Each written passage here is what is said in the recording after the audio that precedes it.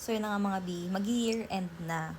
So, bibigyan ko kayo ng story time simula ng mga mural ko nung January hanggang December. So, yan ba yung gawa ko nung January? 3 panel yan ng canvas. Then, 8 months pregnant ako nung natapos ko yung mural na yan. Ayan, tumatanggap pa ako ng commission, mga canvas na lang kasi nga hindi na ako pwedeng masyadong bumiyahe-biyahe dahil nga buntis ako. Pero natempt akong bumiyahe nung kabuanan ko dahil may nag-alok sa akin ng isang mural which is magkakaroon ka ng award. Kaya ayun, nilaban ko. And then ito yung painting na halos manganganak na ako kinabukasan nung natapos ko to. And then, ayun na nga, nanganak na nga ako kinabukasan. Ayan na yung baby ko, then ako. So, after a week, tumanggap na ako ng mural. And ayan yung mural na natapos ko that time.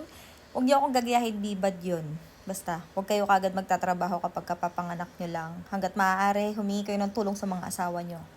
Huwag niyo akong tularan. And then, ito nga pala yung award na nakuha ko nung nag-painting ako nung kabuanan ko palang, ayan, Mural Art National Hero Award. O, diba? Miss Hannah Gilbato. That's me. It's my name. I'm proud of it. Yes. Around March na to, at wala akong narinig na kahit isang bash sa inyo tungkol sa artwork na yun. As in, feel ko trip nyo yung design na to, kaya hindi nyo ako binash. And syempre, yan din kasi napiling design ni client. So, thank you so much for appreciating me and loving me. Then, around March, may nagpagawa din sa akin ng sobrang daming panel ng mural dahil ilalagay ito sa Kanin Club. Yes, isa siyang restaurant. Yes, restaurant sa Magallanes. So, ang dami niyan. Siguro mga 7 ata yan or 8. Mga ganyan. And around March, ayan, si Vice Ganda, kinontak ako ng kanyang team dahil kailangan nila ng isang artist para kasama magpe-perform para sa kanyang live birthday. So, ayan yung design na napag-usapan namin mismo ni Vice Ganda and ayan yun. Wala akong ibang picture sa ibang artist bukod kay Vice at kay Juliana. Oh my gosh, ba't nandiyan ka? Nasaan si Victor?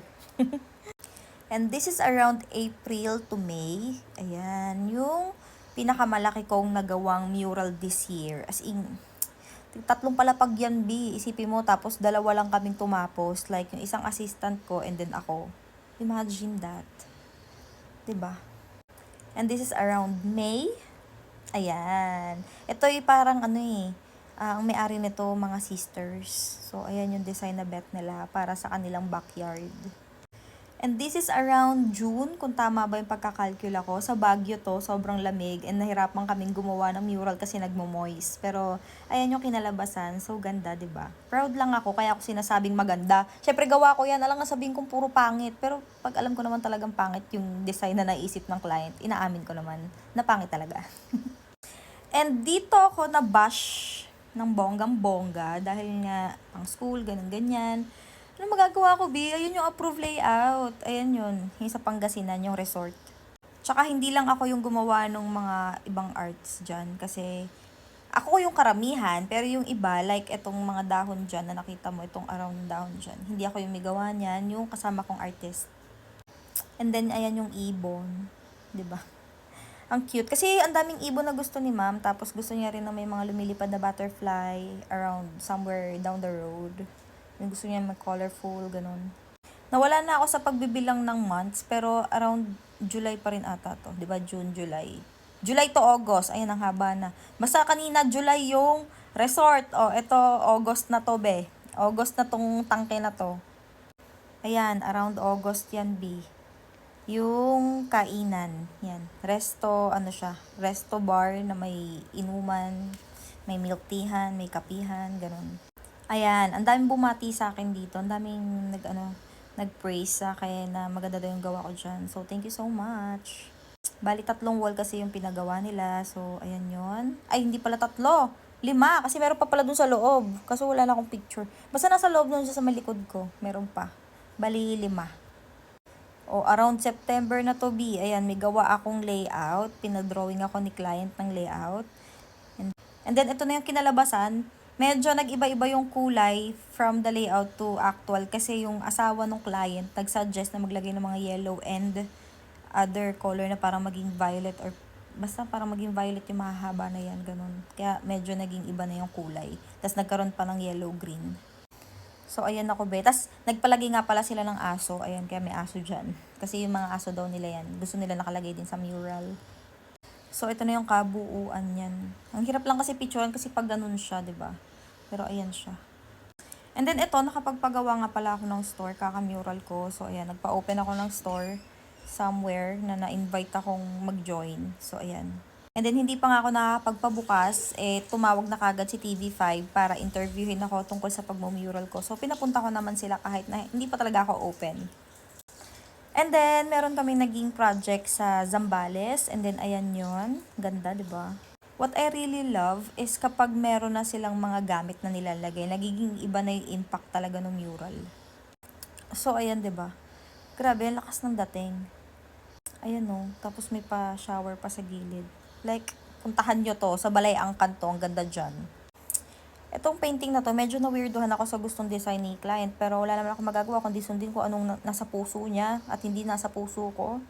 Ito ay isang, mga tinapayan and kapihan, pero ang gusto niyang ipalagay is ilalim ng dagat daw, kasi nasa tapat daw sila ng dagat.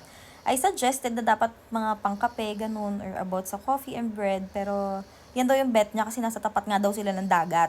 Kaya hindi na ako basta yan yung gusto ng design. Huh! Di ko na maalala na sa October na ata to. Yes, October na. Ayan, yung mural ng October. Ayan, around October to. Sa pagkakatanda ko, Diyos ko, nalito na ako. So, ayan, ganyan din yung gusto niyang design. Like, yes, for greens. More on greens talaga karamihan ng client ko. Gusto nila yung mga green.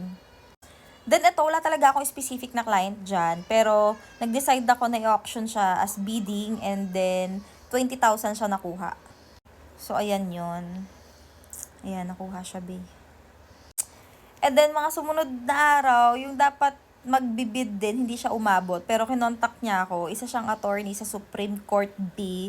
Ayan, B, sinasabi ko sa inyo. May attorney ako, charet. Ayan, si attorney, Ma'am Teresita. I love you so much. Thank you so much talaga. Mahal na mahal kita. Ayan, ginuha niya yung painting na yan. This is still around October. Grabe, di ba? Ang dami kong client na October, B.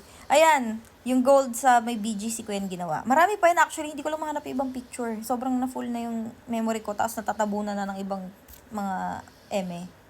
So, ayan, na-invite din pala ako sa isang, basta nag-guesting ako dyan, salita-salita ako. Ayan si Adam, isa sa mga sikat na vlogger, kapalala nyo siya. Then the rest, basta, mga artist din.